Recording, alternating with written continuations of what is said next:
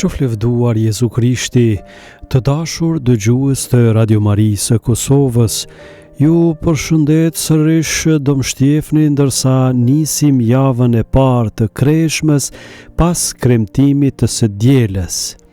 Pas reflektimit mbi tundimet e Jezusit, sot do të thellohemi në 3 praktikat kryesore të Kreshmës: lutjen, agjërimin dhe lëmoshën. Këto nuk janë thjesht rituale të jashtme, përkundrazi, këto janë mjetet fuqishme që na ndihmojnë për rritjen tonë shpirtërore, me kusht që të praktikohen me sinqeritet dhe me qëllim të drejtë.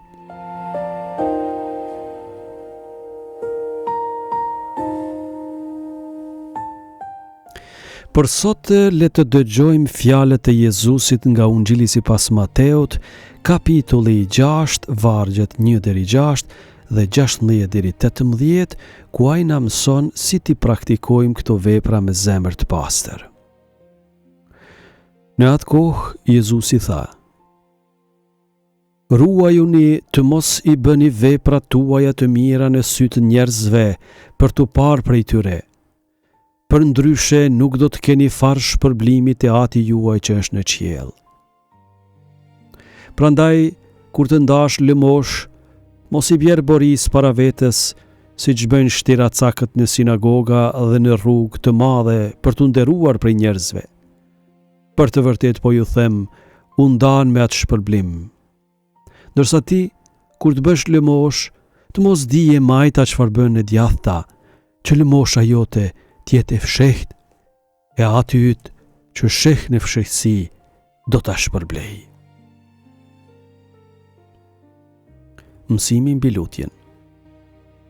Kur të luteni, mos bëni si shtiracakët, të cilëve u pëlqen të luten në këmbë në sinagoga dhe në sheshe të rrugëve që t'i shohin njerëzit. Për një mend po ju them, u ndan veç me atë shpërblim.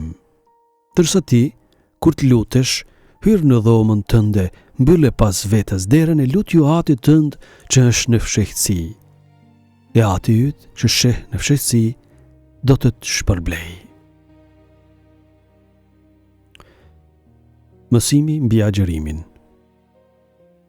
Edhe kur të agjëroni, mos u mërrolni por si shtiracakët, të cilët marrin një hije të rëndë në fytyrë për t'u treguar njerëzve se agjërojnë. Për një mend po ju them, u ndan veç me atë shpërblim. Ti përkundrazi, kur të agjërosh, përëroje kokën tënde dhe laje fytyrën tënde, që të mos e vënë re njerëzit se po agjëron. Por Ati yt që është në fshehtësi, Ati yt që sheh në fshehtësi, do të të shpërblej.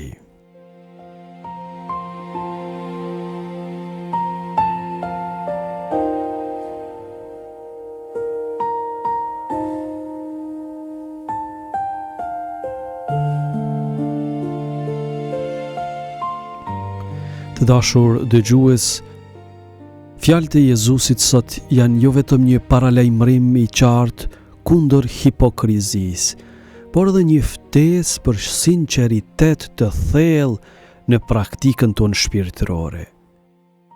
Lutja, agjërimi dhe lëmosha janë shtyllat e Kreshmës. Megjithatë, vlera e tyre nuk qëndron në veprimin e jashtëm, por në qëllimin e zemrës me të cilin kryhen.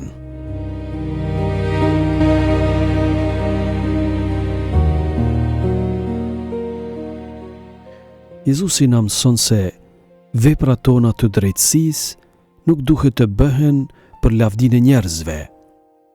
Kur lutemi, agjërojmë apo japim lëmosh me qëllimin për t'u parë dhe lavdëruar nga të tjerët, ne tashmë kemi marrë shpërblimin tonë. Por Zoti dëshiron më shumë se kaq. Ai kërkon një marrëdhënie të vërtetë, një zemër të hapur, si një dëshirë të sinqertë për t'u afruar me të.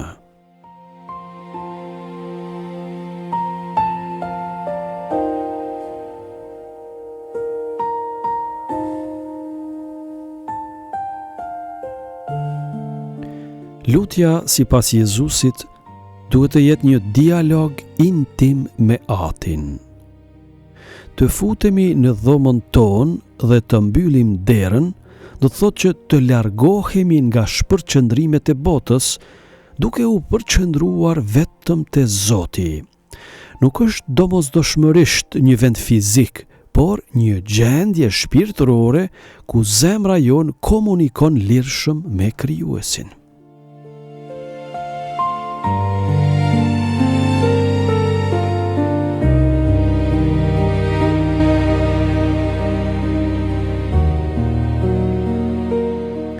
Agjerimi nuk është një dietë apo një detyrim i pakëndshëm, përkundrazi është një mjet për të kontrolluar dëshirat tona trupore dhe për të forcuar vullnetin ton shpirtëror.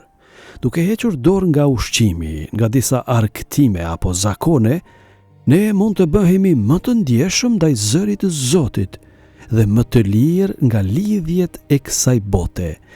Agjerimi vërtet shndërron zemrën, jo fytyrën.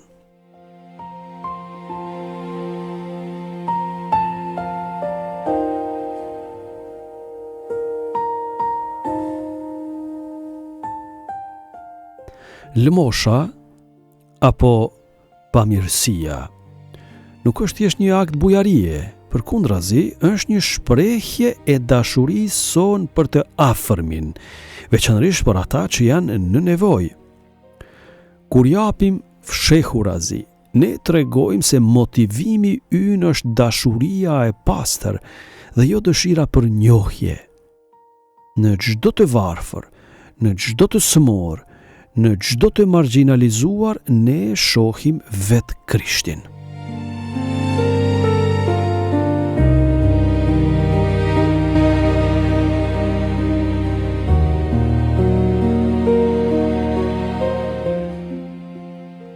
Kjo e hënë, nafton që të rishikojmë mënyrën se si ne i praktikojmë këto veprat kreshmës. Apo i bëjmë me një zemër të pastër, duke kërkuar vetëm shpërblimin nga Ati ynë qiellor?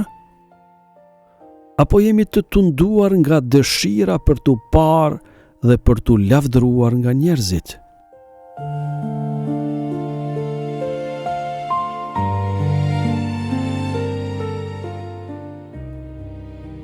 Le të kthehemi te thelbi i vërtet i kreshmës, pikërisht te sinqeriteti i zemrës, dhe ta lejojmë Zotin që të na shpërblej haptazi me hirin dhe dashurinë e Tij.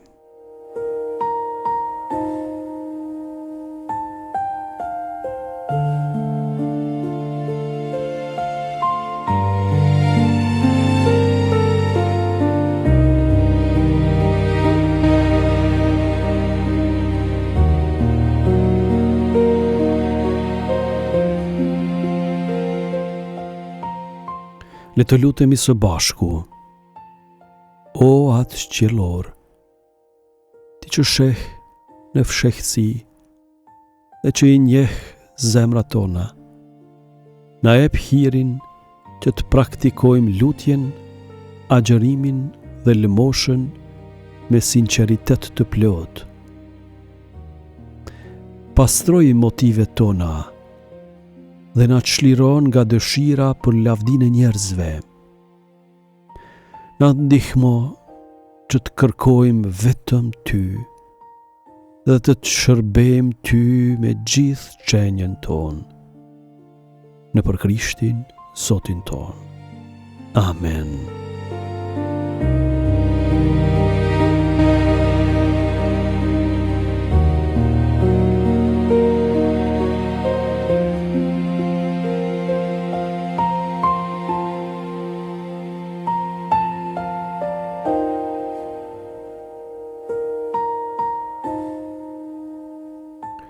Të dashur dëgjues, për këtë të hënë, ju ftoj që të zgjidhni një nga këto 3 praktika: lutjen, agjërimin ose lëmoshën.